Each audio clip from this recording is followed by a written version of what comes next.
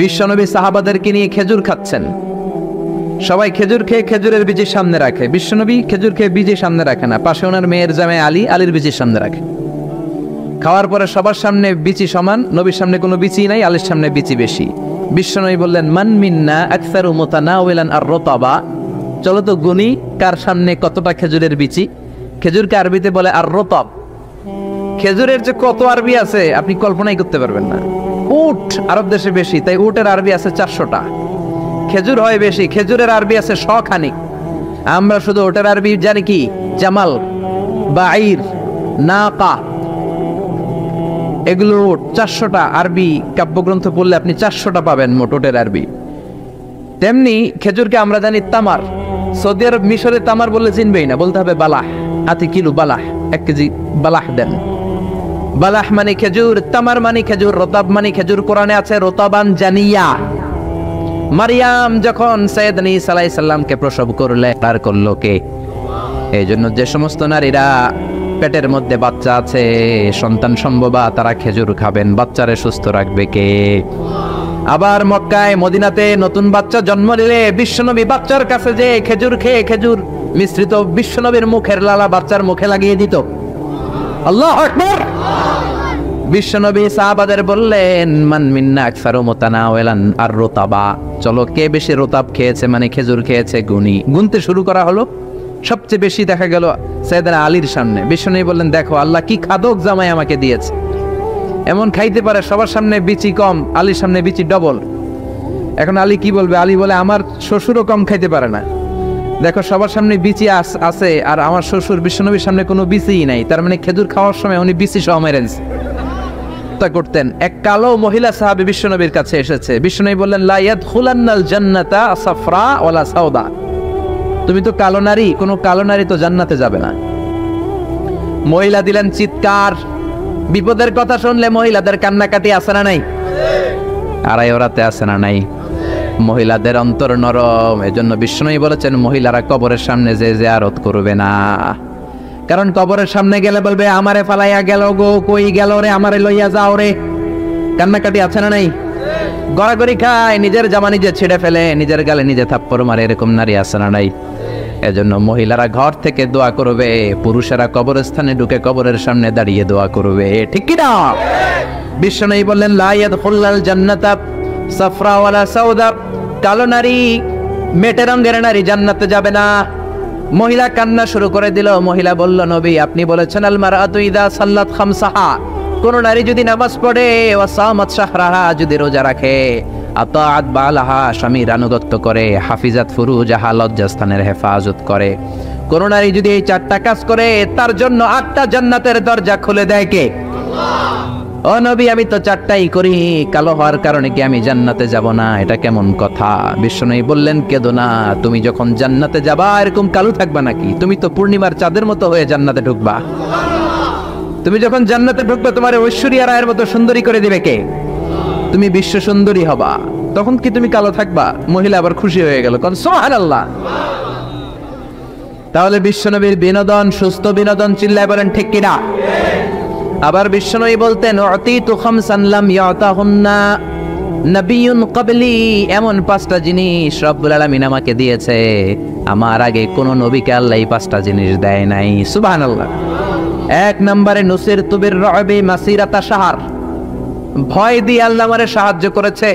আমার ডানে বায়ে সামনে পেছনে 1 মাসের রাস্তার মধ্যে যদি কোনো কাফেরের আন্ডা বাচ্চা থাকে, আমার ভয়ে তাদের অন্তরে ধুকধুকানি বাড়ায় দেয় কে?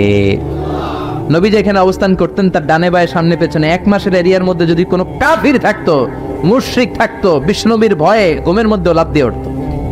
আল্লাহু আকবার।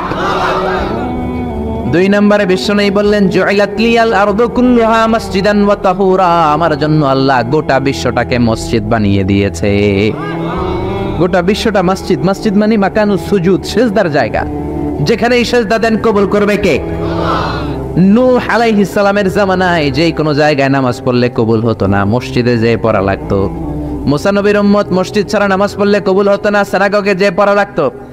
ঈসা নবীর জামানায় ইবাদতখানায় যে পড়া লাগতো, কিন্তু আমরা যেইখানেই নামাজ পড়ি কবুল করে কে?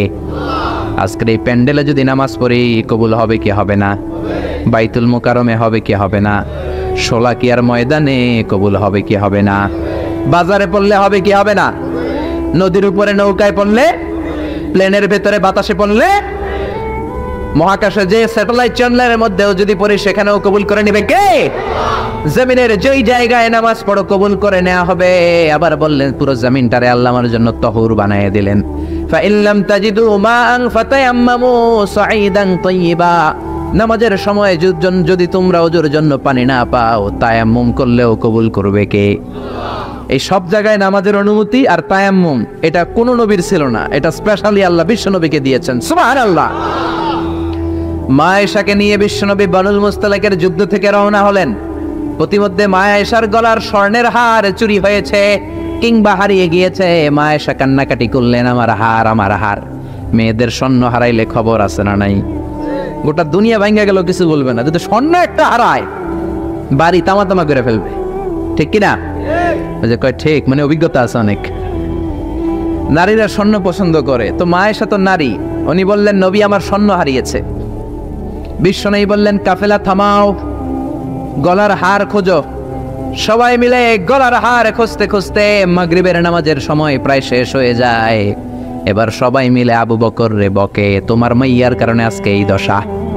তোমার মেয়ে যদি গলার হারটা না হারাইতো তাহলে তো আমরা যেখানে পানি আছে ওইখানে পৌঁছে যেতাম, ওখানে নেমে ওযু করে নামাজ পড়তাম। তোমার মেয়ের কারণে আজকে এই দশা, এখন সবার নামাজ কাজা, নবীর নামাজও কাজা। আল্লাহ বললেন খবরদার, এই মেয়েটারে গালি দিবি না, এই মেয়েকে গালি দেয়া যাবে না আয়েশার সম্মানে। আজকে আমি তায়াম্মুমের বিধান নাজিল করে দিলাম। ফাইল্লাম তাজিদু মাআন ফাতায়াম্মামু সাঈদান তাইয়্যিবা, কোথাও যদি ওযুর জন্য পানি না পাও মাটি দিয়ে তায়াম্মুম করো, কবুল করে নিবে কে? মা আয়েশা বলতেন আমাকে আল্লাহ এমন 5টা জিনিস দিয়েছেন বিশ্বনবীর কোনো বউকে আল্লাহ দেন নাই। 1 নম্বরে আমি বিশ্বনবীর একমাত্র কুমারী বউ, বাকি বউগুলা ছিল বিধবা, এর আগে কয়েকটা করে বিয়ে হয়েছে, শুধু আমারই বিয়ে হয় নাই। সুবহানাল্লাহ। 2 নম্বরে আমি যখন শীতের রাতে নবীর সাথে এক লেপের নিচে ঘুমাতাম তখনও জিবরাইল কোরআন নিয়ে নাজিল হয়ে যেত। অন্য বিবিদের সাথে যখন কোনো ঘরে এক খাটের মধ্যে শুয়ে থাকতো তখন কোনোদিন কোরআন নাজিল হয় নাই, শুধু মা আয়েশার সাথে যখন থাকতো তখন কোরআন নাজিল হতো। সুবহানাল্লাহ। আবার মা আয়েশা বলতেন আমার ঘরে বিশ্বনবীর কবর। আবার বিশ্বনবী যখন তার শেষ নিঃশ্বাসটা ত্যাগ করেছেন বিশ্বনবীর মাথাটা ছিল আমার কোলের উপরে। আবার বিশ্বনবী বলতেন ও দুনিয়ার মানুষেরা শোনো শোনো, ওযুর পানি না থাকলে যে তায়াম্মুম করে নামাজ পড়ো এটাও তোমরা আমার কারণে পেয়েছো। আল্লাহু আকবার। এজন্য বিশ্বনবী বলতেন জুইলাত লি আল আরদু কুল্লুহা মাসজিদান ওয়া তাহুরা, আমার জন্য গোটা বিশ্বটাকে নামাজের জায়গা আর ওযুর না থাকলে তায়াম্মুমের জায়গা বানিয়ে দিয়েছে কে? এরপরে বিশ্বনবী বলতেন উতিতু আশ-শাফাআহ, আমাকে শাফায়াতের মালিক করেছে কে? কিয়ামতের দিন সব নবীরা যখন বলবে ইয়া নাফসি ইয়া নাফসি, বিশ্বনবী বলবেন রব্বি হাবলি উম্মতি, ও আল্লাহ তুমি আমার উম্মতকে বাঁচাও, আমার উম্মতকে বাঁচাও। সুবহানাল্লাহ। এরপরে বিশ্বনবী বলেছেন ওয়া কানান নাবিয়্যু ইউবআসু ইলা কওমিহি খাসসাহ, দুনিয়ার সব নবীকে একটা নির্দিষ্ট বর্ডারে পাঠানো হয়েছে, নির্দিষ্ট এলাকার লোকের জন্য পাঠানো হয়েছে। আমি বিশ্বনবীর নবুয়তির কোনো বর্ডার নাই, গোটা বিশ্বের জন্য আমার নবী বানিয়ে পাঠানো হয়েছে। এই জন্য আমি বিশ্বনবী, চিল্লায় কর আল্লাহু আকবার। বিশ্বনবী শুধু পুরুষদের নবী নয়, শুধু নারীদের নবী নয়, শুধু সাদা লোকদের নবী নয়, শুধু নিগ্রো আর কালো লোকদের নবী নয়, শুধু আরবদের নবী নয়। বিশ্বনবী আদম নবী থেকে শুরু করে কিয়ামত পর্যন্ত যত মানুষ যত জিন পৃথিবীতে আসবে সবার জন্য বিশ্বনবীকে নবী বানিয়েছে কে? বিশ্বনবীর যদি কোনো নবীরাও না মানে ওই নবীর নবুয়তিও ক্যান্সেল করে দিবে কে? এজন্য আল্লাহ বললেন মুহাম্মাদুর রাসূলুল্লাহি ওয়াল্লাযীনা মাআহু আশিদ্দাউ আলাল কুফফারি রুহামাউ বাইনাহুম। মুহাম্মদ হলেন আল্লাহর রাসূল। কার কথা? ঘুম আসতেছে? জিমায়ে পড়ছেন? তাকবীর দেন, লিল্লাহি তাকবীর। নবীর কথা বলে আল্লাহ বললেন ওয়াল্লাযীনা মাআহু, নবীর সাথে যারা চলে। নবীর সাথে কারা চলতো? সাহাবারা। জোরে বলেন কারা? এবার আল্লাহ সাহাবাদের কথা বলছেন ওয়াল্লাযীনা মাআহু, নবীর সাথে যারা চলতো। আশিদ্দাউ আলাল কুফফার, কাফেরদের ব্যাপারে তারা বজ্র কঠোর, রহমা বাইনাহুম, নিজেদের ব্যাপারে তারা পুষ্পকোমল। কাফিরদের ব্যাপারে সাহাবারা বজ্র কঠোর, নিজেদের ব্যাপারে তারা পুষ্পকোমল। কাফিরদের ব্যাপারে কোনো ছাড় নাই, মুশরিকদের সাথে জিহাদের ময়দানে কোনো ছাড় নাই। চিল্লা এখন ঠিক কি না? কিন্তু নিজেরা ভাই ভাই, নিজেদের মধ্যে মহাব্বত আছে না নেই? এজন্য বিশ্বনবী বলতেন আমার সাহাবাদের মধ্যে দুই কিসিম আছে। কয় কিসিম? এক কিসিম নরম কিসিম, আরেক কিসিম গরম কিসিম। সুবহানাল্লাহ। আবু বকর নরম, কিন্তু ওমরে ফারুক গরম। জোরে কোন ঠিক কি না? এজন্য বিশ্বনবী বলতেন খায়রুল কুরুনি করনি, সবচেয়ে সেরা যুগ আমি নবীর যুগ, সুম্মাল্লাযীনা ইয়ালুনাহুম, তারপরে সাহাবাদের যুগ, সুম্মাল্লাযীনা ইয়ালুনাহুম, তারপরে তাবেঈদের যুগ। ঠিক কি না? সাহাবারা হচ্ছে পৃথিবীর শ্রেষ্ঠ সন্তান, তাদের চেয়ে শ্রেষ্ঠ সন্তান পৃথিবী জন্ম দিতে পারে নাই। চিল্লায় বলেন ঠিক কি না? এজন্য সাহাবাদেরকে ভালোবাসার দরকার আছে না নাই? তাকে সাহাবীদেরকে গালি দিবেন, সাহাবীদেরকে ঘৃণা করবেন। সাহাবীদেরকে যদি গালি দেন, যদি ঘৃণা করেন, যদি সমালোচনা করেন, আপনার ঈমান থাকবে? কথা বলেন, ঈমান থাকবে? এজন্য নবী বললেন খবরদার, লা তাসুব্বু আহাদাম মিনাস সাহাবী, আমার সাহাবীদেরকে গালি দিও না। সাহাবাদেরকে ভালোবাসা হলো ঈমান, সাহাবীদেরকে ঘৃণা করা হলো কুফরি। ঠিক কি না? আয়াতুল ঈমানে হুব্বুল আনসার, সাহাবীদের ভালোবাসা হচ্ছে ঈমানের আলামত। আয়াতুন নিফাকি বুগদুল আনসার, সাহাবীদেরকে ঘৃণা করা হচ্ছে মুনাফিকের আলামত। চিল্লায় বলেন ঠিক কি না? এজন্য বিশ্বনবী বলতেন আমার সাহাবারা এক একটা সুপারস্টার। আমরা বলি Mashrafe bin Mortaza superstar, Salman Khan superstar, Hrithik Roshan superstar, Aamir Khan superstar, Donald Trump superstar, Shakib Al Hasan superstar. বলি না আমরা? আমাদের সুপারস্টার হচ্ছে সেলিব্রিটিরা। বিশ্বনবী বলেছেন নো, আসহাবি কান নুজুম, মাই কম্প্যানিয়নস আর দ্য সুপারস্টার। আমার সাথীরা, আমার সাহাবারা সুপারস্টার। এই সুপারস্টারদেরকে মডেল বানাতে হবে। হলিউড বলিউডের নায়ক নায়িকার আমাদের মডেল নয়, আমাদের মডেল হলো সাহাবারা। কারা? আরো জোরে বলেন কারা? সাহাবারা আমাদের মডেল। এজন্য বিশ্বনবী বলতেন আরহামু উম্মতি বি উম্মতি আবু বকর, আমার সাহাবাদের মধ্যে সবচেয়ে নরম হৃদয়ের সাহাবা হলো আবু বকর। এক হাদিসে বিশ্বনবী 8 জন সাহাবীর 8টা গুণের কথা বললেন। জোরে বলেন কয়টা? 8 জন সাহাবীর 8টা গুণের কথা বললেন। তিরমিজির বর্ণনা, হাদিসটা সহিহ, সিলসিলাতুল হাদিস সাহিহার ভিতরেও এসেছে। বিশ্বনবী বললেন, খেয়াল করে বুঝবেন, আরহামু উম্মতি বি উম্মতি আবু বকর, এই উম্মতের মধ্যে সবচেয়ে নরম হৃদয়ের সাহাবী হলো আবু বকর। 2 নম্বরে বললেন ওয়াশাদ্দুহুম ফি আমরিল্লাহি উমর, কিন্তু আল্লাহর দ্বীনের ব্যাপারে সবচেয়ে কঠোর হলো, জোরে বলেন কঠোর হলো। 3 নম্বরে বললেন ওয়া আসদাকুহুম হায়ান উসমান, সবচাইতে লজ্জাশীল সাহাবী হলো আমার উসমান। 4 নম্বরে বললেন ওয়াকদাহুম আলী, বিচারের রায় সবচেয়ে ভালো দিতে পারতো আমার মেয়ের জামাই আলী। 5 নম্বরে বিশ্বনবী বলেছেন ওয়া আকরাহুম লিকিতাবিল্লাহি উবাই ইবনে কাব, আল্লাহর এই কোরআনটা সবচাইতে সুন্দর করে যে সাহাবী পড়তে পারতো তার নাম হচ্ছে উবাই ইবনে কাব। আল্লাহু আকবার। ওয়া আ'লামুহুম বিল হালাল ওয়াল হারাম মুআয ইবনে জাবাল, হালাল হারামের ব্যাপারে সবচেয়ে বড় স্পেশালিস্ট সাহাবী ছিল মুআয ইবনে জাবাল। কোন সুবহানাল্লাহ। এরপরে বিশ্বনবী বললেন ওয়া আফরাদুহুম যায়েদ, ফারায়েজের হিসাব জানে যায়েদ। আলা ইন্না লিকুল্লি উম্মাতিন আমিনুন ওয়া আমিনু হাযিহিল উম্মতি আবু উবাইদা ইবনুল জাররাহ, সব জাতির মধ্যে বিশ্বস্ত একজন লোক থাকে, আমার সাহাবীদের মধ্যে সবচেয়ে বিশ্বস্ত সাহাবী আবু উবাইদা ইবনুল জাররাহ। সুবহানাল্লাহ। জোরে কোন সুবহানাল্লাহ। কয় সাহাবীর কথা বললেন? আরো জোরে বলেন, মনে থাকবে। প্রথমে বললেন আরহামু উম্মতি বি উম্মতি আবু বকর, আমার উম্মতের মধ্যে সবচেয়ে দিল দরিয়া রহম দিল আবু বকর। এত নরম হৃদয়ের সাহাবা পুরো সাহাবী গোষ্ঠীর মধ্যে কেউ ছিল? বিশ্বনবীর হিজরতের সাথী, বিশ্বনবীকে সঙ্গ দিয়েছেন, ভালোবেসেছেন। বিশ্বনবী একদিন আবু বকরকে বললেন আবু বকর হয়তো মক্কায় টিকা যাবে না, আমাদেরকে মদিনায় হিজরত করতে হবে।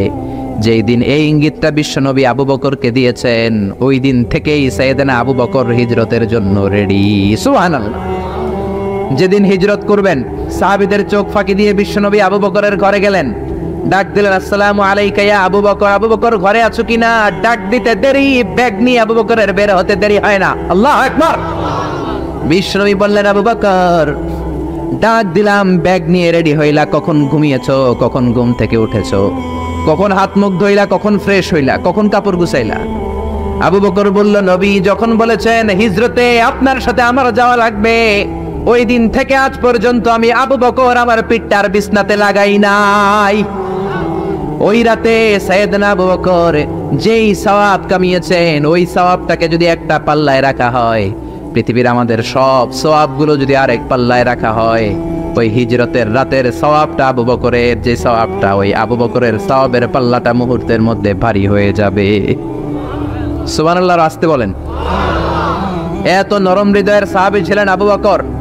নামাজে দাঁড়ালে শুধু কাঁদতেন, এই জন্য অনেক সাহাবী ওনারে পছন্দ করতো না।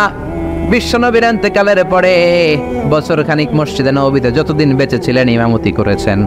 আল্লাহু আকবার বলে যখন আলহামদুলিল্লাহি রাব্বিল আলামিন, তখনই কান্নায় ভেঙে পড়তেন। তেলাওয়াত শুরু করলেই কাঁদতেন। হেরেম শরীফে যারা নামাজ পড়েছেন, শেখ আব্দুর রহমান আস-সুদাইস আযাবের আয়াতগুলো পড়ে যখন টান দেয়, মুসল্লিগুলো সহ্য করতে পারে না। উনি নিজেও তেলাওয়াত থামিয়ে কাঁদে, মুসল্লিরাও কাঁদে। হেরেমের চারদিকে কান্নার রোল পড়ে যায়, চিৎকারের রোল পড়ে যায়, শুধু কান্নার কান্না, শুধু কান্না। সাইয়েদনা আবু বকর যখন নামাজে দাঁড়াতেন শুধু কাঁদতেন। বুখারীর বর্ণনা, রজুলুন আসিফ, নরম হৃদয়ের লোক ছিলেন। আই রাকিকুল কলবি ওয়া সারিউল বুকা, এত অন্তর নরম, নামাজে দাঁড়ালেই কাঁদতেন। দিন দুনিয়ার কোনো হুঁশ তার থাকতো না। কিন্তু আমরা নামাজে দাঁড়ালে দিন দুনিয়ার খেলার হিসাব আছে না নাই, বাজারের খবর আছে না নাই, জি বাংলা আছে না নাই, সারাদিনে যেটা মনে পড়ে না নামাজে দাঁড়ালেই ওটা মনে পড়ে, ঠিক কি না? আমরা নামাজে দাঁড়িয়ে এইভাবে শেয়ার বাজার বাড়লো না কমলো, সাকিব আল হাসান আউট হয়েছে না ছক্কা মারছে, কে জিতলো, কুমিল্লা জিতলো নাকি কি ভিক্টোরিয়ান্স, রয়টার্স মার্টার্স কি যেন আছে, আমি তো বুঝি না অনেকগুলা, কে জিতলো কে হারলো, হিন্দি সিরিয়াল শুরু হলো নাকি আমার দল জিতলো না হারলো, এরকম টেনশন আছে না নাই? আর সাইয়েদনা আবু বকর যখন নামাজে দাঁড়াতেন, দাঁড় দাঁড় করে চোখের পানি দিয়ে দাড়ি ভিজে যেত, চোখের পানিতে দাড়ি ভিজে যেত। সাহাবারা বললেন, ও নবী আমাদের নামাজে মন থাকে না। বিশ্বনবী বললেন, সল্লু সলাতা মুআদ্দিআ, বিদায়ী নামাজ পড়ো, মনে করবা আজকের নামাজটাই আমার জীবনের শেষ নামাজ, তাইলে তোমার মন আর কোনো দিকে ছুটবে। আজকে এখন বাজে 11টা, যদি বলা হয় রাত 2টার দিকে আপনার মরণ, খুশ থাকবে? সবাই মাহফিল থেকে দিবেন দৌড়, আমার মরণ 2টার দিকে। আহা, 2টার দিকে মরণ, জীবনের কোনো গ্যারান্টি নাই। যদি আপনার বলেই দেয়া হয় 2টার দিকে আপনার মরণ, এখন তুমি 2 রাকাত নামাজ পড়ো, এটাই শেষ নামাজ, ওই দিনের নামাজটা আপনি কত সুন্দর করে পড়বেন। আহা, ওই দিন আপনি কত সুন্দর করে ওযু বানাবেন, ওই দিন আতর মাইখা একেবারে আতর আলী হয়ে যাবেন, ওই দিন পাঞ্জাবি পড়বেন, ওই দিন যায় নামাজে দাঁড়াবেন, ওই দিন আপনার নামাজে কোনো তাড়াহুড়ো নাই, ঠিক কিনা? ওই দিনের রুকুটা আপনার জীবনের সবচাইতে শ্রেষ্ঠ রুকু হবে, ওই দিনের সেজদাটা আপনার জীবনের শ্রেষ্ঠতম সেজদা হবে। ওই দিনে সেজদায় যে চোখের পানি দিয়ে আপনি যায় নামাজ ভিজায় দিবেন, এর কারণ আপনি নিশ্চিত, you are certain that you are going to die. আপনি রাত 3টার দিকে মারা যাচ্ছেন, জানার কারণে আপনার নামাজে এত ভক্তি। আমরা যে মাহফিল শেষে বাড়িতে যেতে পারবো কোনো গ্যারান্টি আছে নাকি? আরো আধা ঘন্টা বাঁচবো গ্যারান্টি আছে? শ্বাস যেটা ভেতরে নিলাম বের করতে পারবো গ্যারান্টি আছে? তো তাইলে নামাজে যখন দাঁড়াই এটা ভাবতে সমস্যা কি যে এটাই আমার শেষ নামাজ? কারণ আমার তো কোনো গ্যারান্টি লেটার নাই। চিল্লায় বলেন ঠিক কি না? পারফর্ম দ্য সালাহ as if it's your last and final prayer. এমন ভাবে নামাজে দাঁড়াবেন যেন এটাই আপনার লাস্ট এন্ড ফাইনাল প্রেয়ার, এটাই আপনার শেষ নামাজ। এরপরে আর নামাজের সুযোগ হয়তো আমি নাও পেতে পারি, জোরে কোন ঠিক কি না? এই কথা যখন সাহাবারা শুনলেন আর নামাজে নড়েও না চড়েও না। মরুভূমির মাঝখানে যখন সাহাবারা দাঁড়াতেন, আকাশের পাখিগুলো খেজুর গাছ মনে করে সাহাবাদের মাথায় এসে বসে যেত। সুবহানাল্লাহ, বাড়িতে যে পাখিগুলো মনে করতো এগুলো মরুভূমির মাঝখানের খেজুর গাছ, মাথায় এসে বসে যেত। আর আমরা নামাজের মধ্যে দাঁড়ালে আমাদের কোনো খেয়াল থাকে না, আমাদের এদিকে সামনে ডানে বায়ে নজর যায়, ঘড়ির দিকে তাকায়, অনেকে আছে না নাই? নামাজের পর আবার এমনি তাকায়, হাদিসে এসেছে আপনার নজর যখন একবার নামাজ ছাড়া অন্যদিকে দেন, আল্লাহ বলে আকবিল, বান্দা ফিরে আয়। আবার যখন ডানে নজর দেন, আল্লাহ বলে ফিরে আয়। আবার যখন ইমাম সাহেবের দিকে এমনি তাকান, আল্লাহ কয় ফিরে আয়। তিনবার নজর দেওয়ার পরে আবার যখন ডানে বায়ে নজর দেন, আল্লাহ বলে লা হাজাতা লি ইলা সলাতিক, তোর এই নামাজের কোনো দরকার আমি আল্লাহর নাই, এই নামাজের কোনো দরকার নাই। এজন্য সালাত পড়তে হবে আর অন্তরে ভয় থাকতে হবে কার? قد أفلح المؤمنون الذين هم في صلاتهم خاشعون। আবু বকর তাই করতেন, কানা রজুল আসিফ, নামাজে দাঁড়ালে দর করে কেঁদে কেঁদে দাড়িগুলো ভিজায় দিতেন। আল্লাহু আকবার। এজন্য বিশ্বনবী বলতেন আরহামু উম্মতি বি উম্মতি আবু বকর, আমার উম্মতের মধ্যে সবচেয়ে নরম হৃদয়ের হলো আবু বকর। 2 নম্বরে বিশ্বনবী বললেন ওয়াশাদ্দুহুম ফি আমরিল্লাহি উমর, আর আল্লাহর দ্বীনের ব্যাপারে সবচেয়ে কঠোর সাহাবী হলো ওমর। সবচেয়ে কঠোর কে? এজন্য বিশ্বনবী বলতেন আমার পরে নবী নাই, আমার পরে কোনো রাসূল নাই, তবে কেউ যদি নবী হতো আমার ওমর নবী হতো। লা নবিয়্যা বা'দি ওয়ালা রাসূলা, আমার পরে কোনো রাসূল নাই, কোনো নবী নাই, তবে লাউ কানা বা'দি নাবিয়্যুন লাকানা ওমর, যদি নবী হওয়ার যোগ্যতা কারো থেকে থাকে আমার ওমরের আছে। প্রভু তুমি বলেছো রাসূল দেবে না, বলনি দেবে না ওমর, বলনি দেবে না হামজা তারিক, খালিদ বিজয়ী সমর। প্রভু তুমি বলেছো রাসূল দেবে না। আল্লাহু আকবার। এই ওমরের মতো যদি লাঠির বাড়ি দেওয়া যেত, উনি নামাজেও লাঠি নিয়ে দাঁড়াতেন। আমাদের ইমাম সাহেবরা কেবলামুখী, আর পিছন থেকে একামত দেয় আল্লাহু আকবার আল্লাহু আকবার, আশহাদু আল্লা ইলাহা ইল্লাল্লাহ, আশহাদু আন্না মুহাম্মাদার রাসূলুল্লাহ, হাইয়া আলাস সালাতি হাইয়া আলাল ফালাহ, قد قامت الصلاة قد قامت الصلاة, আল্লাহু আকবার আল্লাহু আকবার, লা ইলাহা ইল্লাল্লাহ, আল্লাহু আকবার। সৌদি স্টাইলে একটু একামত শোনায় দিলাম। আমরা তো 2 বাক্যে বলি, আর 1 বাক্যেই বলে। ইমাম সাহেব কেবলামুখী হয়ে দাঁড়ায় আর মুয়াজ্জিন একামত দেয়। ওমরের সুন্নাত, বিশ্বনবীর সুন্নাত এটা ছিল না। ওমরে ফারুক মুসল্লিদের দিকে হয়ে দাঁড়াতেন। ওমরে ফারুকের হাতে থাকতো একটা লাঠি, যার কাতার বাঁকা, লাঠির দিয়ে পায়ের উপরে বাড়ি আছে না নাই, এইরকম বাড়ি মেরে মেরে যদি সোজা করা যেত, কাতারে গ্যাপ থাকতো না। বিশ্বনবী বলতেন ওয়াসাদুল খালাল, হাযু বাইনাল মানাকিবি ওয়াল আকদাম, এইটার সাথে ওইটা মিলাও। এই সাহাবী তার কাঁধের সাথে এই সাহাবীর কাঁধ মেলাতো, এই সাহাবীর কাঁধের সাথে এই সাহাবীর কাঁধ মেলাতো, এই সাহাবীর ডান পায়ের সাথে ওই সাহাবীর বাম পা, এই সাহাবীর বাম পায়ের সাথে ওই সাহাবীর ডান পা। বুনিয়ানুম মারসুস, সীসা ঢালা প্রাচীরের মতো। নবীর কেউ অ্যাটাক করতে আসলেও যেন আধা ঘন্টা লাগে এই প্রাচীর ভাঙ্গা আসতে। জোরে কোন ঠিক কি না? এই জন্য সাহাবীদের জামা সবার আগে এদিক দিয়ে ছিটতো, ধাক্কাধাক্কির কারণে নামাজে টাইট হয়ে তারা দাঁড়াতো। সাইয়েদনা ওমরে ফারুক লাঠি দিয়ে কাতার সোজা করে দিতেন। কারো যদি কাতার বাঁকা হতো লাঠি দিয়ে মারতেন, এই সোজা করো।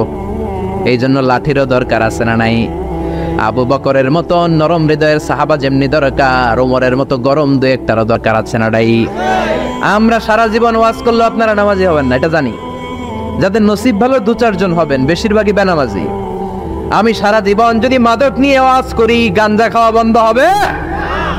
কিন্তু প্রধানমন্ত্রী যদি বলে কালকে থেকে কেউ যদি ইয়া বাটানে, জাগার মধ্যে ওর পিঠের মধ্যে 100 বেত, 10,000 টাকা জরিমানা, 10 বছরের জেল। ইয়া বাবা পাওয়া যাবে? আর গাঞ্জা বাবা থাকবে? বাংলাদেশ থেকে গাঞ্জা নাই। প্রধানমন্ত্রী যদি বলে নামাজ না পড়লে 10,000 টাকা জরিমানা, 1 ওয়াক্ত সারবি 10,000 টাকা দিবি, বাংলাদেশের সব মানুষ মুসল্লি হয়ে যাবে। এজন্য বিশ্বনবী বলতেন ইন্নাল্লাহা লা ইয়াযা'ু বিল কুরআন, আল্লাহ কোরআন দিয়ে যেটা সমাজে করান না, ইয়াযা'ু বিস সুলতান, এটা ক্ষমতা দিয়ে করান। ঠিক কি না? প্রধানমন্ত্রী ক্ষমতার মসনদ থেকে মাইরের ঘোষণা দিবে, আর আমরা ওয়াজ কইরা যাম। ওয়াজ আর মাইরের সমন্বয়ে ইসলাম কায়েম করবে কে? শুধু ওয়াজ দিয়ে ইসলাম কায়েম হবে? ওমরে ফারুক তাই করতেন, লাঠি দিতেন, লাঠি দিয়ে সোজা করে দিতেন। এজন্য শয়তানও ওনারে ভয় পেত। বিশ্বনবী বলেন ওয়াল্লাযী নাফসি বিয়াদিহি, যে আল্লাহর হাতে আমার আত্মা, ওমর ওই আল্লাহর কসম করে বলি, মা সালাকা আশ-শাইতানু সালিকান ফাজ্জান ইল্লা সালাকা ফাজ্জান গায়রা ফাজ্জি, তোমার যদি ইবলিস কোন রাস্তা দিয়ে আসতে দেখে, ইবলিসের বাপের কিনা, ইবলিস ওই রাস্তা ধুইয়া আরেক রাস্তা দিয়ে হাঁটে। ওমর, তোমার যদি শয়তান দেখে তুমি এই দিক দিয়ে আসো, শয়তান জীবনও এই রাস্তা দিয়ে চলবে না, আরেক রাস্তা দিয়ে শয়তান দেয় দৌড়। ও মিয়া, যেই লোকরে শয়তান ডরায় ওই লোকের ইমানটা কেমন ছিল জোরে বলেন আল্লাহু আকবার। মুনাফিকের বাচ্চারা ভয় পেত ওমরে ফারুককে, জমের ভয়। এমনকি বিশ্বনবীর বিবিরাও ভয় পেত। বিশ্বনবীর বিবিরা মাঝে মাঝে নবীরে ধরতো, ও নবী আমার এইটা লাগবে ওইটা লাগবে। বিশ্বনবী বললেন লাগবে লাগবে, বললে তালাক দিয়ে দিব, যাও তালাক দিয়ে দেব। ধনী সাহাবীর কাছে যে বিয়ে বসো, আমি নবীর কাছে থাকলে এইভাবেই থাকতে হবে। কিন্তু বিবিরাও ছাড়ার পাত্র না। সব বিবিরা একবার বিশ্বনবীরে ধরলেন, ধরে বলে, ও নবী, আয়েশার বাড়িতে যেদিন থাকেন ওই দিন সাহাবীরা বেশি বেশি হাদিয়া পাঠায় কেন? আমাদের ঘরে যে দিন থাকেন হাদিয়া পাঠায় না কেন? আচ্ছা, ইমাম সাহেবের বাড়িতে কে হাদিয়া পাঠাবে, কি গিফট দিবে তার, এটা কি উনার বিষয়? যিনি দিবে এটা উনার বিষয়, ঠিক কি না? বিবিরা বললেন, আমাদের ঘরেও যেন হাদিয়া পাঠায়, আপনি মসজিদে এলান দিয়ে দিয়েন। বিশ্বনবী কয়, আমি পারুম না। বিবিরা কয়, পারতেই হবে।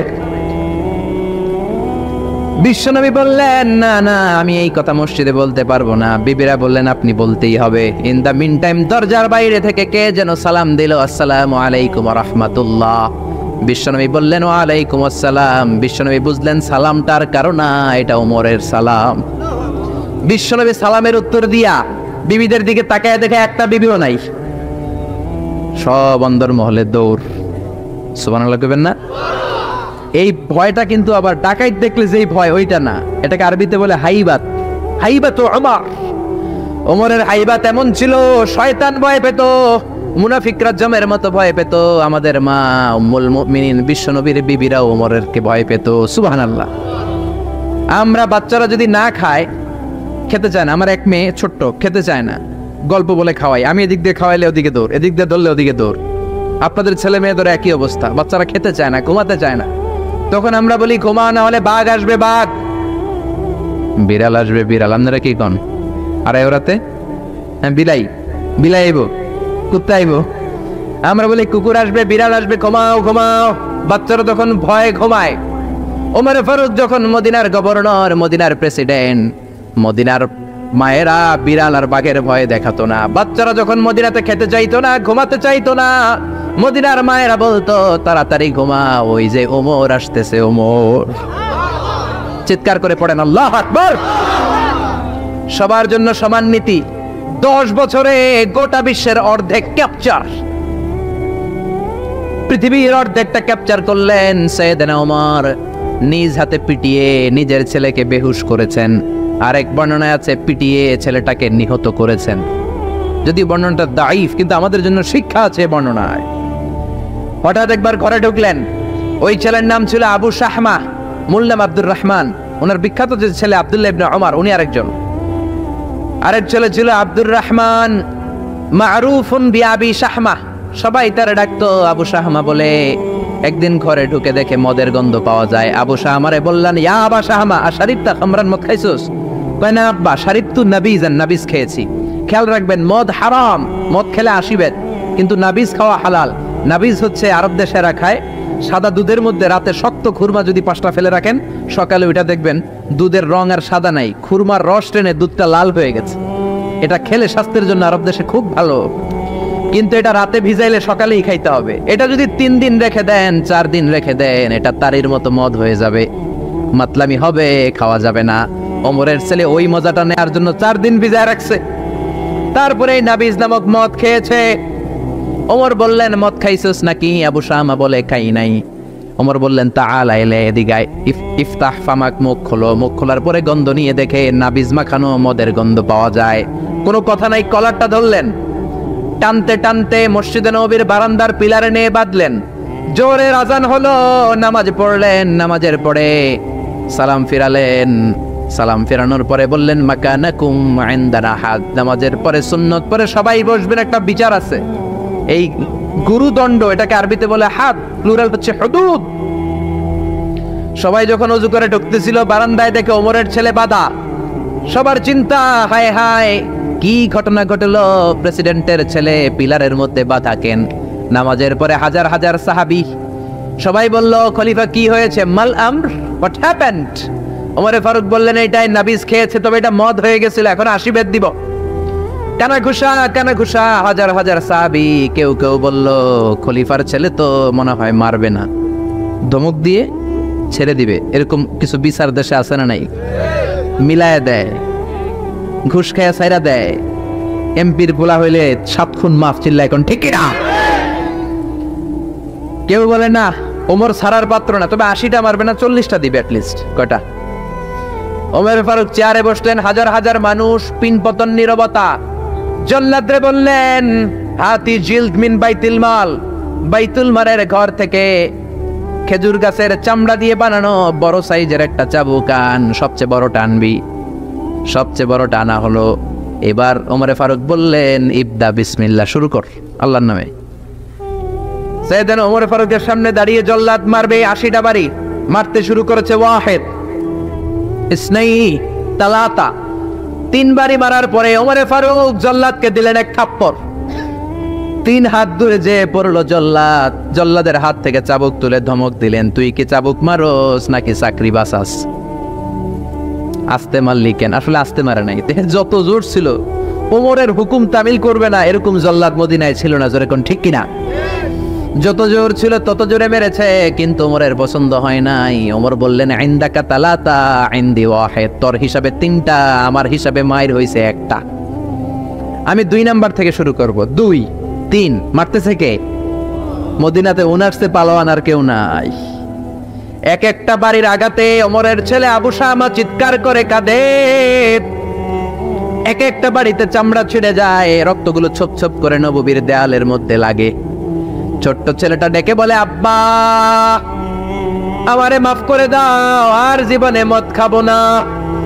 সাইয়েদনা ওমরের পাষাণ হৃদয় নরম হয় না, কারণ আসাদ্দুহুম ফি আমরিল্লাহি ওমর, আল্লাহর দিনের ব্যাপারে সবচেয়ে কড়া, কোনো ছাড় নাই। এক একটা চাবুক মারে, লোকজন কেঁপে কেঁপে ওঠে। 10টা 15টা মারার পরে ছেলে বেহুশ, পানি দেওয়ার পরে আবার হুশ, আবার মারা শুরু করা হলো। 30টা মারার পরে আবার বেহুশ। এইবার আবু শাহামার মা ওমরের বউ এসে ওমরের পা ধরে ডেকে বলে ওমর তোমার পায়ে ধরে ক্ষমা চাই, আমার কলিজার টুকরা বাজানটারে তুমি মেরে দিও না। 80টা বেত মারতে হবে, মেরেছ 30টা, আর মারবা 50টা। যাও ওমর, প্রতিটা বেতের বাড়ির বিনিময়ে আমি আবু শাহামার মা একটা করে ওট আল্লাহর রাস্তায় সদকা করে দেব। ওমর বলে না আবু শাহামার মা, এটা আল্লাহর আইন, গোটা দুনিয়াটা দিলেও একটা চাবুকের বাড়ি থেকে ওরা কেউ বাঁচাতে পারবে না। মারতে লাগলেন, আবার পানি দিয়ে আবার হুশ। ওমরের বাড়ি যে খেয়েছে সে বুঝেছে। 50টা বাড়ি মারার পরে আবু শাহামা দুনিয়া থেকে শেষ। রাগে ওমর গড়গড় করছেন, বললেন এই বেয়াদবটারে গোসল করা, জানাজা দে, কবর দে। কবর দেওয়ার পরে কবরের উপরে মারা শুরু করছে। 51, 52, 53, 80টা চাবুক মারার পরে আল্লাহরে ডেকে বলে আল্লাহ আমার ছেলে হওয়ার কারণে কোনো পার্সিয়ালিটি করি নাই, বিচারে 2 নাম্বারই করি নাই। 80টা গুনে গুনে বেত মেরেছি, দেহে যত শক্তি ছিল ততগুলো মেরেছি। কিয়ামতের ময়দানে জালিম ওমর বলে তুমি কিন্তু আমারে ডাকতে পারবা না আল্লাহ, জালিমদের কাতারে আমারে উঠাতে পারবা না, আমারে জালিম বলতে পারবা না। ওইরকম ওমরের দরকার আছে না নাই? ওই ওমরের লাঠির বাড়ি যদি থাকতো দেশটারে মদিনা বানায় দিত কে? চোরদের হাত যদি কাটা যেত দেশটারে সুন্দর করতো কে? একটা জিনাখোরের ফাঁসি যদি বাইতুল মুকাররমের স্কয়ারের মধ্যে দিয়ে দেয়া হতো, এরপরে আর জিনা হতো? একটার ফাঁসি হয়ে গেলে আর তনুর মতো কোনো নারীকে ধর্ষিতা হওয়া লাগতো না, খাদিজার মতো কোনো মেয়েকে কেউ কোবানোর সাহস পেত না। জোরে বলেন ঠিক কিনা? একটা চোরের হাত জুমার নামাজের পরে বাইতুল মুকাররমের স্কয়ারের সামনে যদি কেটে দেয়া হয় আর কোনো চোর পাওয়া যাবে নাকি? জোরে বলেন। তবে আমচোর, জামচোর, কলাচোর ওই চোর না, যেই চোরগুলো বড় বড় জিনিস চুরি করে, ব্যাংক চুরি করে, দেশের টাকা চুরি করে, এক কলমের খোঁচায় 1000 কোটি টাকা চুরি করে, ওই চোরদের হাত কাটতে হবে। শেয়ার বাজার খায়া ফেলায়, হলমার্ক খায়া ফেলায়, দেশের টাকা খায়া ফেলায়, সুইজারল্যান্ডে সব টাকা পাঠায়, এরকম বড় বড় চোর আছে না নাই? ইসলামী বিচার যদি শুরু হয় আগে বড় চোরদের বিচার দিয়ে শুরু হবে। চিল্লায় বলেন ঠিক কিনা? এই জন্য বিশ্বনবী বলতেন আসাদ্দুহুম ফি আমরিল্লাহি ওমর, আল্লাহর বিধান বাস্তবায়নে সবচেয়ে কঠোর ছিল ওমর। এক নারী এসে বলল, ওমরে ফারুক, আমার স্বামী আমারে তালাক দিয়েছে 100টা। কয়টা? শুনতেছেন? একটু জিমাই গেলেন মনে হয়। আমার স্বামী আমাকে 100 তালাক দিয়েছে। কয় তালাক? আসলে দিতে হবে কয় তালাক? তাও একটা একটা করে, ঠিক কিনা? ওমরে ফারুক ডেকে আনলেন, স্বামীরাও আনলেন, বউরে আনলেন। ও স্বামী, কয় তালাক দিছো? কয় 100টা দিছি। ওমরে ফারুক বললেন, তালাক হচ্ছে মিন শাআইরিল্লাহ, এটা আল্লাহর নিদর্শন। আল্লাহর নিদর্শন নিয়ে ফাইজলামি করার অনুমতি তোরে দিছে কে? 3 তালাকে তোর বউ তালাক, বাকি 97 তালাক তোর পিঠের উপরে পড়বে। সুবহানাল্লাহ। বাড়িতে যে বউরে 100 তালাক দিছে এক ডাকায়, ওমর ফারুক বললেন 3 তালাকে তোর বউ তালাক, বাকি 97 তালাক তোর পিঠে। এজন্য লাঠির দরকার আছে না নাই? পৃথিবীর কেউ রুহু বানাতে পারে? বিজ্ঞানীরা প্লেন বানাতে পারে, কম্পিউটার বানাতে পারে, হেলিকপ্টার বানাতে পারে, কিন্তু গোটা বিশ্বের সব সায়েন্টিস্টরা একসাথে বসে কি একটা অণু বানাতে পারবে? يسألونك عن الروح قل الروح من أمر ربي وما أوتيتم من العلم إلا قليلا। ও নবী, ওরা আপনাকে রূহের ব্যাপারে জিজ্ঞেস করে, আপনি বলে দেন রূহটা কার অর্ডার? আল্লাহর অর্ডারে রূহটা মানুষের দেহের ভেতরে ঢুকে যায়, আল্লাহর অর্ডারে বের হয়ে যায়। সুবহানাল্লাহ। আমরা যখন মায়ের পেটের ভেতরে ছোট্ট ছিলাম, আমাদের বয়স যখন 120 দিন, তখন আমাদের দেনে রূহ দিছে কে? কয়দিন বয়সে রূহ পাইছিলাম বলেন তো? 140। প্রথম 40-এ ছিলাম নতফা, তারপর 40-এ ছিলাম আলাকা, তারপর 40-এ হয়েছি মুদগা, spark drop, blood clot, and finally the little flash, ছোট্ট নাপাক পানি। কত ক্ষুদ্রতে ছিলাম, ছোট্টতে ছিলাম, তার হিসাব নেই। আপনি একটা শুক্র ছিলাম, আমরা ছিলাম একটা শুক্রাণু। শুক্রে অণু, এক ফোঁটা শুক্রের ভেতরে 20 কোটি অণু থাকে। একটা অণু ছিলাম আমি, একটা অণু ছিলেন আপনি। আমরা একটা ডিম্ব ছিলাম, আমরা ছিলাম ডিম্বের অণু। সুবহানাল্লাহ পড়ে। সেখান থেকে আল্লাহ মিলিয়ে আমাদেরকে বানালেন নতফাতুন আমশাস, যেটাকে বলে জাইগোট, তারপরে বলে ইমব্রয়ো, ব্যাঙ্গাচি, ব্যাঙের বাচ্চার মতো, জোকের মতো মায়ের জরায়ুর দেয়ালে লেগেছিলাম। 120 দিন সময় শেষে তখন আল্লাহ আমার দেহের ভিতরে রুহের ফুৎকার দিলেন, আর রুহের ফুৎকার দেওয়ার সাথে সাথে আমার হার্টবিট, আমার ফুসফুস চলতে শুরু করছে। এই যে ধপ ধপ ধপ আসলে নাই, সিস্টলিক ডায়াস্টলিক বলে, অনিন্দ নিলয়, ওই যে ধপ ধপ শুরু হয়েছে, আজও চলতেছে। 1 সেকেন্ডের জন্য যদি ধপ ধপ বন্ধ হয়ে যায়, বাঁচা যাবে? আরে মানুষ রঙিন ফানুষ, দম ফোরাইলে তবু তো ভাই কারোরই না একটুখানি। আরে মানুষ রঙিন ফানুষ, রঙিন ফানুষ, আরে মানুষ, ঠিক কিনা? 1 সেকেন্ডের নাই ভরসা, বন্ধ হবে রং তামাশা। চক্ষু বুঝিলে হায়রে দম ফুরাইলে। কে গেছিল? ফিরোজ শাহ। এই গানটা ফিরোজ শাহ স্টেজে গাইতে গাইতে মারা গেছিল, জানেন? এই গানটা গাইতে গাইতে সে বিদায় নিয়েছে। জীবন আর মরণের মাঝখানে আছে রোগ। মানুষ সব বানাতে পারে, কিন্তু রঘু বানাতে পারে। আপনার সামনে একবার দাদা মারা গেছে, সবাই দেখলে কথা বলতেছে, হঠাৎ নাই রঘুটা কোন দিকে যে উড়াল দিল দেখা যায়। রঘুর কার কি কেউ জানি? এই রুহু আবিষ্কারের জন্য গোটা বিশ্বব্যাপী কত যে আবিষ্কার, মৃত ব্যক্তিদের নিয়ে, মুমূর্ষুদের নিয়ে গবেষণা। বুলেট প্রুফ গ্লাসের ভিতরে রেখে রেখে বিজ্ঞানীরা গবেষণা করেছে। দেখি বুলেট প্রুফের গ্লাস বানাইলে তারা ভাবছে রুহু মনে আর দৌড় দিতে পারবে না, গ্লাসের ভিতরেই থাক। পরে দেখে না, রুহু তো আটকানো যায় না। এবং তারা মুমূর্ষু রুগীদেরকে এনে এই গ্লাসের ভিতরে ঢুকে ওজন দেয়। কোন রুগীর ওজন দিয়ে দেখছে মরার আগে তার ওজন ছিল 70 কেজি, পরে মাস্ক খোলার পরে লোকটা মরে গেল, পরে দেখে ওজন 2 কেজি কমে গেছে 68 কেজি। খুব খুশি, আগে ছিল 70, মরার পরে 2 কেজি কমছে, তার মানে যেটা উদাহরণ দিয়েছে এই 2 কেজি ওইটাই রোগ, ওইটাই রোগ। কিন্তু বিজ্ঞানীদের পদ্ধতি হচ্ছে একটা মডিউলের উপরে তারা বেস করে দেয়, couldn't jump to the conclusion, তারা সিদ্ধান্তে যায় না। আরো নমুনা লাগবে, আরো কিছু লাশ মুমূর্ষু রোগী নিয়ে আনা হলো আইসিইউ থেকে, যাদের অক্সিজেন মাস্ক পরানো, এটা খুললেই মরে যাবে। তাদেরকে বুলেট প্রুফ গ্লাসের ভিতরে ঢুকিয়ে তাদের নিয়ে রিসার্চ শুরু করুন। কিন্তু দেখা যাচ্ছে এর পরের যে নমুনা আনা হয়েছে মুমূর্ষু রোগী, তার ওজন ছিল 60 কেজি, মরার পরে ওর ওজন হয়ে গেছে 63 কেজি।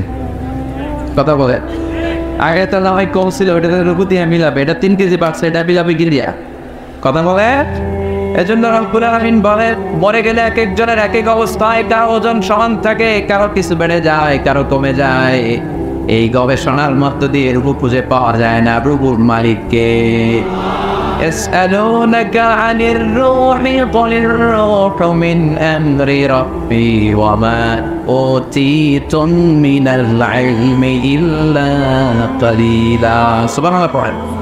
أكبر الله ولقد زينا سماء الدنيا بمصابيح وجعلناها رجوما للشياطين. سبحان الله. ولقد زينا سماء الدنيا, আমি দুনিয়ার আকাশটারে বিমাসাবিহ আলো দিয়ে লাইট দিয়ে সুশোভিত করেছি। রাতের আকাশটারে সাজায় দিয়েছে কে? I have beautified the closer sky with light, candle and stars. আল্লাহ বলে প্রথম আকাশের মহাশূন্যকে আমি তারা দিয়ে সাজিয়েছি। খালি চোখে যেটা আমরা দেখি এটা কিন্তু আকাশ না, এটা মহাশূন্য। এটা কি? আপনি উপরে তাকালে যেটা দেখেন এটা কি আকাশ? না। আমেরিকা নাসার বিজ্ঞানীরাও জানে না আকাশ কত দূরে। আকাশ কত দূরে কেউ জানে না। খালি চোখে যা দেখা যায় এটা হচ্ছে মহাশূন্য। এই মহাশূন্যের ভিতরে তারা আছে না নাই? এখন তো লাইটিং ফাইটিং এর যুগে তারার যে কি সৌন্দর্য এটা টেরই পাওয়া যায় না। আমরা ছোটবেলা যখন গ্রামে যেতাম তখন দেখতাম যে রাত্রিবেলা তারাগুলো অনেক সুন্দর লাগে, তাই না? তাকিয়ে দেখবেন জল জলে একটা তারা আছে, এটার নাম ধ্রুব তারা। কিনাও একটা আছে সুখ তারা, কি তার? ধ্রুব তারা, সুখ তারা, অনেকে তারা চিনে না। আর একটা 7টা তারা একসাথে ছোট ছোট ছোট ছোট আছে, এগুলো অগুরুপ বেরোচ্ছে, এটার বলে সপ্তর্ষি মণ্ডল। 7 তারা একসাথে সুবহানাল্লাহ পড়ে। এই তারা দিয়ে আকাশটারে সাজালো কি? চিল্লায় বলেন কে? কি ছোট্ট ছোট্ট তারা, এদিকে তো আজকে তারা দিয়ে সাজাইছে মাশাআল্লাহ। হ্যাঁ, ওয়ালাকাদ যায়্যানা সামাআ দুনিয়া বিমাসাবিহ ওয়া জাআলনাহা রুজুমান লিশ-শায়াতিন। ফেনের বাইরে তারা দিয়ে সাজাইছে। আজকে তাফসীর করতে সুবিধা হচ্ছে। এই যে তারা, আকাশের তারাগুলো এই ছোট ছোট মনে হয়, আসলে কি ছোট? কথা বলে। এই যে সূর্যটা একটা রুটির মতো মনে হয়, আসলে কি রুটি? এই সূর্য পৃথিবীর চেয়ে 13 লক্ষ গুণ বড়। এই সূর্য পৃথিবীর চেয়ে 9 কোটি 30 লক্ষ মাইল দূরে। এই সূর্যের আলো পৃথিবীতে আসতে 8 মিনিট 8 সেকেন্ড লেগে যায়। আজকে আমরা বসে আছি যে গ্রামে, গ্রামের নাম সফরপুর। এটা কোন থানায়? সোনাগাজী থানায়। দেখেন সফরপুর গ্রামটা কত বড়। তার সামান্য একটা জায়গা নিয়ে আজকে আমাদের প্যান্ডেল হয়েছে, তাতেও প্যান্ডেলটা কত বড় মনে হয়। তাহলে সফরপুর কত বড়? সফরপুর যদি এত বড় হয় তাহলে সোনাগাজী কত বড়? সোনাগাজী যদি এত বড় হয় তাহলে ফেনী কত বড়? ফেনীটারে কত বিশাল মনে হয়। তো ফেনী যদি এত বড় মনে হয়, ফেনী বাংলাদেশের 64 জেলার একটা জেলা। 64 জেলা মিলে আমার সুজলা সুফলা শস্য শ্যামলা ডিজি টাউন বাংলাদেশ। এই বাংলাদেশ কত বড়? এই বাংলাদেশের চেয়ে আবার ইন্ডিয়া কত বড়? ইন্ডিয়া 20-25 গুণ বড় আমাদের চেয়ে। এরকম প্রায় 200টা দেশ, এমনও দেশ আছে যেগুলো বাংলাদেশের চেয়ে 100 গুণ বড়। আছে না নাই? অ্যাটলাস ম্যাপ নিয়ে যাদের ধারণা আছে তারাও জানবে যে বাংলাদেশ শব্দটা লেখার জায়গাও আমরা ম্যাপের ভিতরে পাই না। When we write down Bangladesh on map, আমাদের BA পরে ইন্ডিয়ার উপরে, DESS পরে আবার ইন্ডিয়ার উপরে, মাঝখানে 2টা অক্ষর করে বাংলাদেশের উপর। কথা বলে এত ছোট দেশ। কানাডা, আমেরিকা প্রায় 100 গুণ বড়। রাশিয়া প্রায় বাংলাদেশের চেয়ে 200-300 গুণ বড়। সুবহানাল্লাহ বলবেন না? এই 200 খানা দেশ নিয়ে প্রায় পৃথিবীর 30 ভাগ, বাকি 70 ভাগ শুধুই জল আর জল আর পানি। সুবহানাল্লাহ পড়ে। এই সব মিলে আমাদের বসুন্ধরা, আমাদের পৃথিবী। তাহলে আজকের এই প্যান্ডেলের তুলনায় পুরো পৃথিবীটা কত বড়, কত বিশাল। আর এই পৃথিবী এত বড়, এই পৃথিবীর চেয়ে নাকি সূর্য 13 লক্ষ গুণ বড়। কেন? Imagine that. তার মানে সূর্যই কি সবচেয়ে বড় তারা? হ্যাঁ, ওয়ালাকাদ যায়্যানা সামাআ দুনিয়া। সূর্যটা একটা ছোট্ট সাইজের একটা তারা। সূর্যের পরে পৃথিবীর সবচেয়ে কাছের তারার নাম হচ্ছে প্রক্সিমা সেন্ট্রাই, তারপরে আলফা সেন্ট্রাই এ, আলফা সেন্ট্রাই বি, ইটো ক্যারিনা, বেটেলজিউস। যে সূর্য পৃথিবীর চেয়ে 13 লক্ষ গুণ বড়, বেটেলজিউস নামে একটা তারা আছে, ওটা সূর্যের চেয়ে 33 কোটি গুণ বড়। তার মানে কি বেটেলজিউসই সবচেয়ে বড়? ব্যাটালজিস্টে খাইয়া হজম করতে পারে এরকম হাজার হাজার কোটি গুণ বড়তা আমাদের গ্যালাক্সিতে আছে না নাই?